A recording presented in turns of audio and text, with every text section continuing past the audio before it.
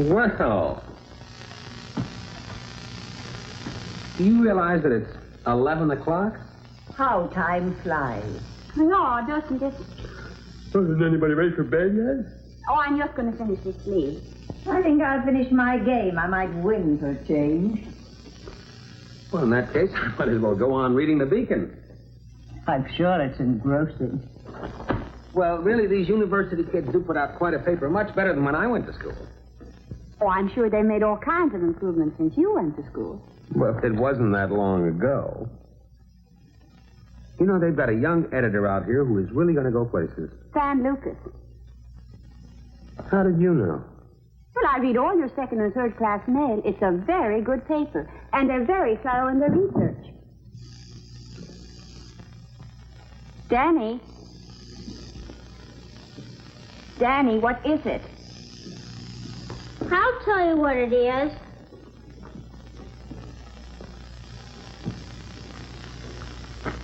Well? If you're all going to stay up and wait for Steve to come home, I think I ought to be allowed to wait up, too. Oh, you do? Yeah, I want to see if he's changed. In one evening, Danny? Sure, it only takes one evening on a real date with a real girl for a guy to get all dumb. Danny, if Stephen is going to get all dumb, he will certainly be that way in the morning, too. Now, come to bed. I'll give you a horseback ride. There you go. So long, Danny. And good night to you, too, Trigger. Yeah. I won. I'm out of excuses, too. Well, I think I will stay up a little bit longer, just in case Steve wants to talk things over with his father when he gets home. Did you want to after your first date? Well, I can't recall. Truth is, Steve won't want to talk to anybody. I suppose. Another truth is, we're all refusing to mind our own business, including me. Promise you'll tell me all about it at breakfast. All right, I promise. Good night, sir. Good night, love.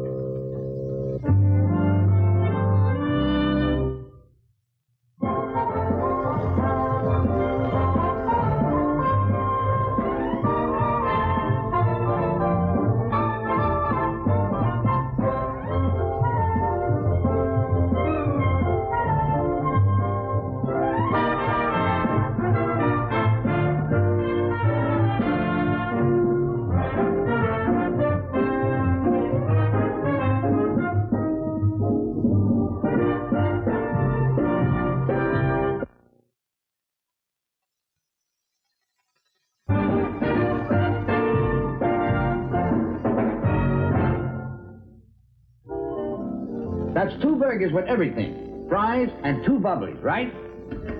Yes, sir. I'll call you. Okay.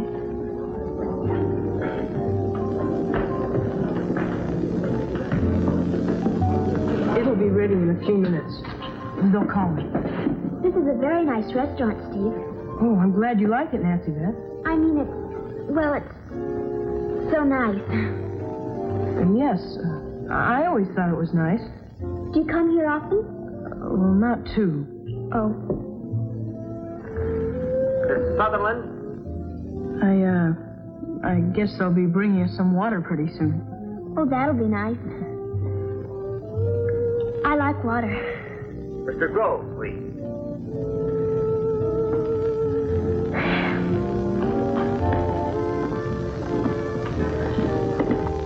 Look what I found. Oh, thank you. Hey, I know who that guy is. G.M. Chase. G.M. Chase elected executive chairman of the party in Minnesota. Well, my dad's not going to like this. Why not? Well, because now that Mr. Chase is executive chairman, my dad has to kind of take orders from him. And if you knew my dad, you'd know he'd never do that. Not from a man like Mr. Chase. What's wrong with Mr. Chase? Well, my dad says he's a political opportunist. What's that mean, Steve? Well, it means that he'll say anything to make himself look good, whether he believes it or not. That certainly doesn't sound very honest. It isn't. That's why my dad doesn't like him. What's it like being a congressman's son? I think it's pretty great. Steve, maybe your father will be president someday. I know my father'd vote for him. I wouldn't be surprised if he got elected. You know, he's about the best man I've ever known. I sure hope I can be like him. Are you going into politics? Well, sure. The Morley men always do. My grandfather was a senator. Gee, that's neat, Steve. Mr. Morley. I think you'd make a neat president, Steve. Well, gee, thanks. Mr. Morley. Well, yeah, that's me. Excuse me, Nancy Beth.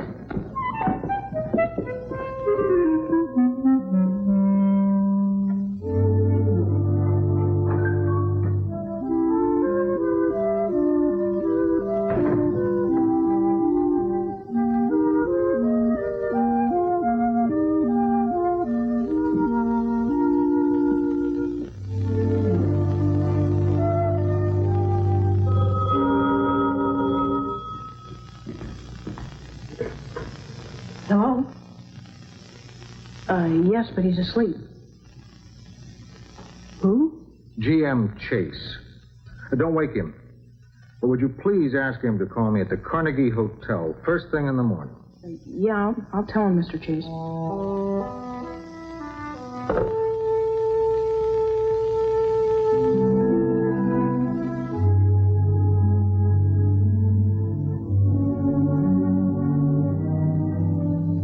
Thank you, Miss Chase. Welcome, Mr. Morley.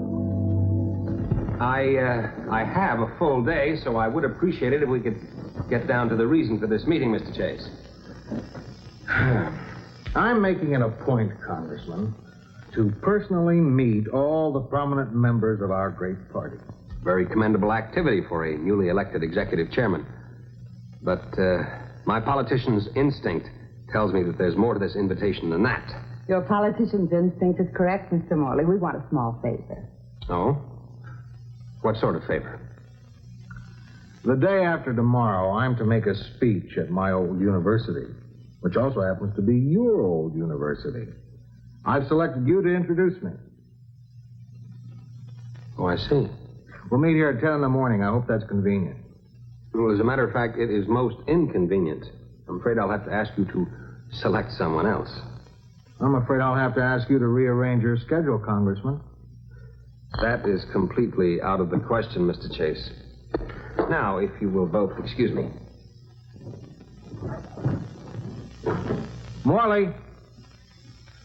You know, Morley, those senators, they really have it made. I beg your pardon? Senators. Elected to office for 6 nice, long years. So? Whereas a member of the House, such as yourself, is elected for only 2 years. Just what are you getting at, Mr. Chase? Well, you no sooner get elected than you have to start worrying again. Yes, that's right. Things like campaign funds and party cooperation and... Without a party behind him, a man doesn't have much chance these days. Even the most modest campaign costs a fortune. Don't you agree, Mr. Morley?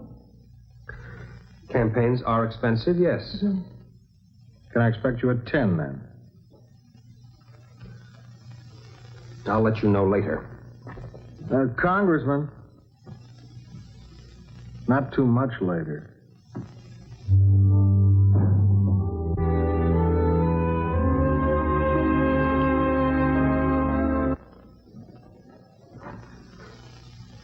Have you heard that politics is the art of the possible? Yes? Do you know what it means? Well, I guess I never thought too much about it. It means that in order to be a successful politician, quite often we have to make compromises. Well, what kind of compromises?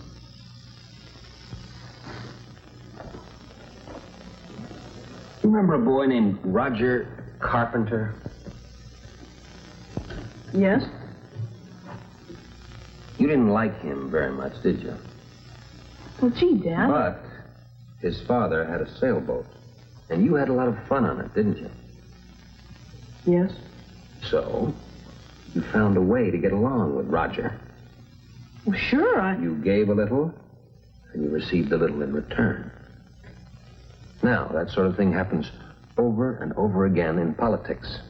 And the goal, or at least my goal, is to compromise as little as possible, but as much as necessary. You understand? Did Mr. Chase ask you to make a compromise? Yes, he did. You're not going to do it, are you? Not with him. It's just like you and Roger and the sailboat. Only in this case, my compromise has to do with political expediency. Well, that's the exact same thing you always accuse him of. Political expediency. Yes, I know. Well, what kind of a compromise are you going to make with him? He's going to make a speech at the university, and I am going to introduce him. You mean you're going to stand up there and say, here's this real swell friend of mine who's going to make a speech, so listen to him? Yes. Boy, and I think I told Nancy Beth you might be president someday.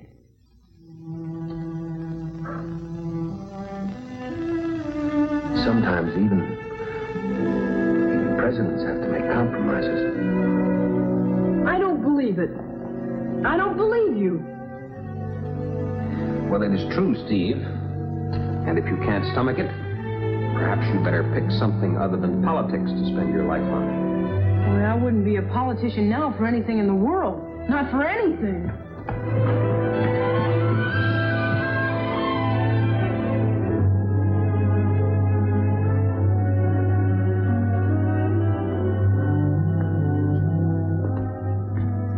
I didn't have very much luck.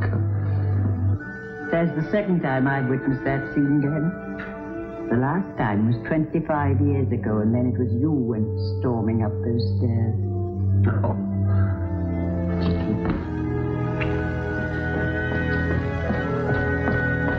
More coffee? Please. Mrs. Morley? No, thank you, dear. No matter how much we discuss it, I would rather give up politics than lose the respect of my son. I think you've only lost his respect temporarily, Mr. Morley. Has he said anything to you that would indicate that? Well, no, he's still very upset. Look, whether Steve goes into politics or not isn't the important thing. I want him to understand the kind of world he has to live in. I think I share Stephen's troubles. I would still like to believe there is a Santa Claus. Wouldn't we all? Since you're trying to convince Stephen that it is necessary to play this game of politics... Stephen and his governess, I have a hunch. It is very important that he understand, Mr. Morley. Oh, he'll understand eventually, Katy. Eventually is a long time. Couldn't it be sooner? You're asking for a small miracle. Well, maybe if we women stop chattering and leave you alone, you'll come up with one. Oh.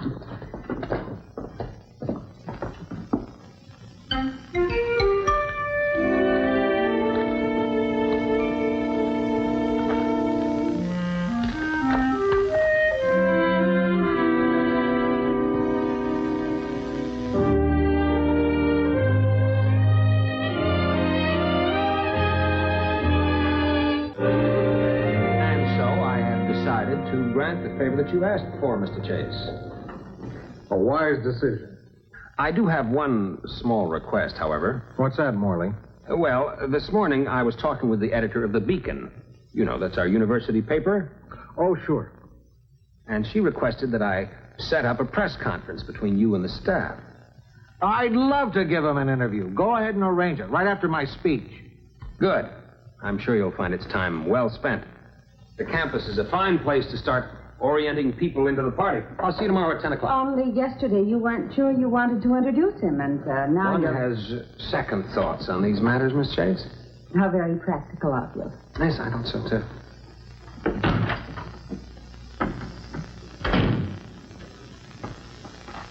Not a bad fellow at all, once you get to know him.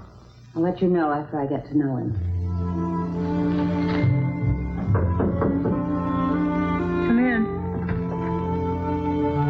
Hello, son. Hello, sir.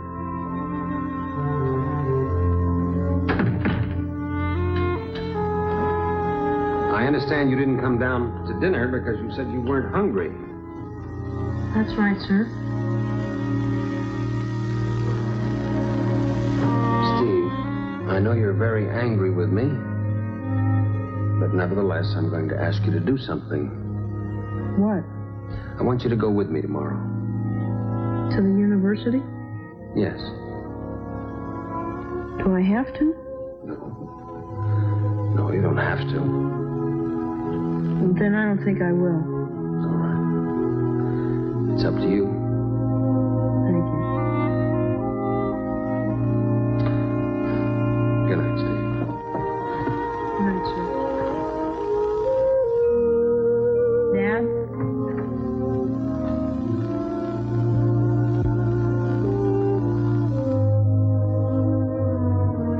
I'll go with you.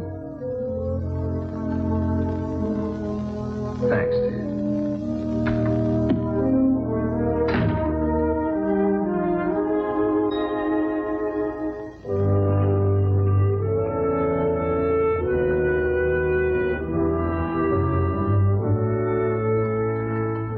That was one of the worst speeches I have ever heard. He didn't say anything. True, but he took an hour and a half to do it.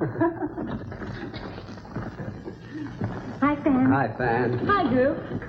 You look well prepared for our guest. Mr. G.M. Chase has been researched within an inch of his nefarious life. Now, that makes you the world's greatest authority on hot air. Hello, Newshawks. Hello, Fan. Good afternoon, Congressman. Mr. Chase, this is Fan Lucas, editor of the Beacon. How do you do, sir? Very well, thank you, Miss Lucas. Miss Lucas will be writing the actual article about you. Ah. In that case, I'd like to order half a dozen copies right now. Well, thank you, sir. Oh, and this is my son, Stephen. Hi, Steve. Hi, Miss Lucas. Well, let's all sit down, shall we? This is the rest of my staff, and we're all very happy to welcome you here, sir. Welcome. Hello. And I am delighted to be here. Let's get to work. Mind if I get a picture first? Not with a young lady as pretty as Miss Lucas. Thank you. My pleasure. Now, I'd like to start by asking what you people thought of my speech. If you don't mind me asking, sir, did you write it yourself? Of course I wrote it myself. In that case, did I understand you to say that you are strongly in favor of financial aid to the aged? Oh, indeed I am. After all, where would any of us be without our mothers, bless them? Well, then, sir, there is something I don't understand. What's that, Miss Lucas? Last year, in a speech you made in Bluefield, West Virginia, you stated that you were opposed to financial aid to the aged. Or maybe there aren't any mothers in Bluefield. I did not say that I was opposed to helping our senior citizens. I merely said that I thought they should be able to look to their own children for support in their twilight years. I see. Then you are opposed to federal aid to the aged. At least you were in Bluefield last year. That was due to extenuating circumstances. What were those circumstances? Oh, they're much too involved to get into here. Let's get on to the next question. Well, if I might pursue this subject for just a moment, sir, please. In your speech you made this afternoon, you said, and I'm quoting you, "If there's anyone who's in favor of financial aid to our dear aged, it is your executive chairman, G.M. Chase." And then there was applause. I'm confused. I believe we all are. Mr. Chase, are you in favor of federal aid to the aged? Yes or no?